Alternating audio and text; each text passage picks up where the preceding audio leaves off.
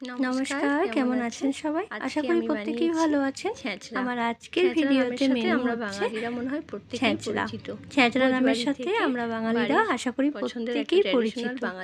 ভোজবাড়ি থেকে বাড়ির রান্নায় ছ্যাঁচড়া কিন্তু আমাদের বেঙ্গলি ট্র্যাডিশনাল একটা খাবার। প্রায় সমস্ত প্রায় 2 ইঞ্চি সাইজে কেটে নিয়েছি।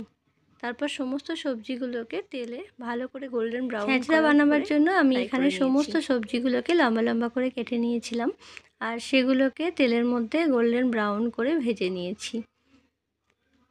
আর দেখো, সব সবজি ভাজা হয়ে গেছে, আর এখানে বাদামও আমি কিছুটা ভেজে রেখে নিয়েছি। এবার একটা কড়াইয়ে কিছুটা তেল দিয়ে পরিমাণ মতো 5 ফোড়ন, শুকনো লঙ্কা ফোড়ন দিয়েছি, একটু হিং দিয়েছি, আর কুচিয়ে রাখা পেঁয়াজ দিয়েছি। পেঁয়াজটা যখন একটু গোল্ডেন ব্রাউন হয়েছে তখন আমি এর মধ্যে দিয়ে দিয়েছি আদা রসুন বাটা। আদা রসুনের গন্ধটা কিছুটা চলে যাওয়ার পরে আমি এর মধ্যে দিয়ে দেবো পরিমাণ মতো লবণ, একটু হলুদ, আর টমেটোর সস কিন্তু একটু দিলে এর টেস্টটা কিন্তু আরও ভালো হয়। সামান্য টমেটোর সস দিয়ে কিছু নাড়াচাড়া করে সমস্ত সবজিগুলো কড়াইয়ের মধ্যে আমি দিয়ে দিয়েছি।